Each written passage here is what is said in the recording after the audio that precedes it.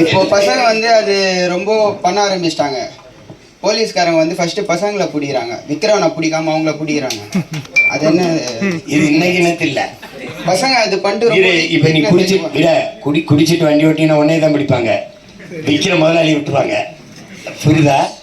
அதனால விற்கிற முதலாளியே உனக்கு யாருன்னு தெரியும்ல, அதனால அது பிடிக்க மாட்டாங்க, குடிக்கிறவங்கள தான் பிடிப்பாங்க. அப்பா தான் இது. அது போதை பண்றவங்களை பிடிச்சிட்டு போயிட்டு கூட அடிச்சுட்டு அமுச்சிடுறாங்க. திரும்ப வந்து அவன் இன்னும் அதிகமாக தான் பண்றான், இன்னும் வளரதான் செய்யறான். அந்த அடியின் வழி தாங்க முடியாம மறுபடியும் 2 பொட்டலத்தை கூட போடுவான், மொத்தமா ஒழிப்போம். நீ கவலைப்பட்டுக்காத. அது இப்படிதான் சொல்றாங்க எல்லாரும். இப்போ நீங்க ஆட்சிக்கு வந்தா மாணவர்களுக்காக என்ன பண்ணுவீங்க? உனக்கு என்ன தேவை இருக்கு சொல்லு, நான் பண்றேன்.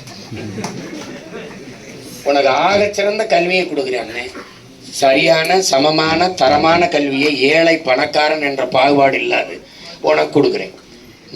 நீ வந்து நான் வந்துட்டா என்ன செய்வேன்னு நினைக்கிறேன்னா, தனியார் பள்ளியில என்ன தரம் இருக்குதுன்னு இந்த மக்கள் அங்க பள்ளிக்கு படையெடுக்கிறாங்களோ கல்லூரிக்கு எடுக்கிறாங்களோ அந்த தரத்தை அரசு பள்ளி கல்லூரியில் கொடுக்கிறது. அரசு பள்ளி கல்லூரியில் படித்த மாணவர்களுக்கு தமிழ்நாட்டு அரசின் வேலை வாய்ப்பில் முன்னுரிமை கொடுக்கிறது. உனக்கு புரியுதுன்னு நினைக்கிறேன். அப்ப படிச்சுட்டு வெளியில நிக்க விடாம எல்லா மாணவர்கள் எல்லாருக்கும் வேலை வாய்ப்பை கொடுக்கிறது. இதை விட எனக்கு வேற என்ன வேணும்? மாணவர்களுக்கு சொல்லு. படிக்க போகும்போது 1000 ரூபாய் கொடுக்க மாட்டேன், படிச்சுட்டு வந்தா வேலை கொடுக்குறேன், கல்வி இலவசமா தரேன், பஸ் கட்டணம் நீ எடுத்துப்போ, குறைந்த விலைக்கு பஸ் விடுறேன், நீ அதுல போ, அங்க போய் கட்டணம் இல்லாத கல்வி தாரேன், படிச்சுட்டு வா, வேலை தாரேன். வேற எதுவும் வேணுமா? நன்றி. இல்ல வாங்க சேர்த்துக்குவோம். அண்ணன் தம்பி இருக்கிறவங்களை போயிட்டு வேற ஆள போயிட்டு என்னப்பா, ஒன்னா இருக்கிறவங்களை போயிட்டு கூடாது, வெளியில இருந்து யாராவது கூட்டுவாங்க. நாங்க தான் ஏற்கனவே இருக்கமே.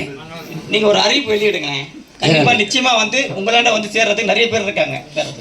இப்ப எங்க அண்ணன் வேணா வருவாரு, எனக்கு நோட்டு எவ்வளவு சீட் எவ்வளவுன்னு கேட்காம. ஆனா மற்றவங்க எல்லாம் சீட்டை விட நோட்டு அதிகமா கேட்பாங்க. இருக்கா உங்ககிட்ட? இருக்கா சொல்லுங்க.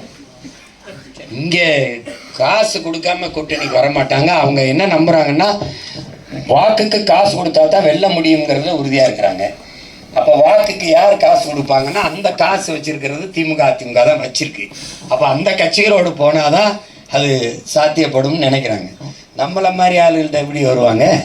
ஒருவேளை இப்போ 8 இருக்குது, 8.22, இது ஒருவேளை இன்னொரு 8 கோடி 16க்கு மேலே போயிடுச்சுன்னா 2 ரூபா அந்த பையன் போவான்னு வருவாங்க. எப்படி யாராவது இந்த கூட்டி வாங்க அண்ணா, நம்முடைய அலையன்ஸ் கோஆர்டினேட்டர் அவர்.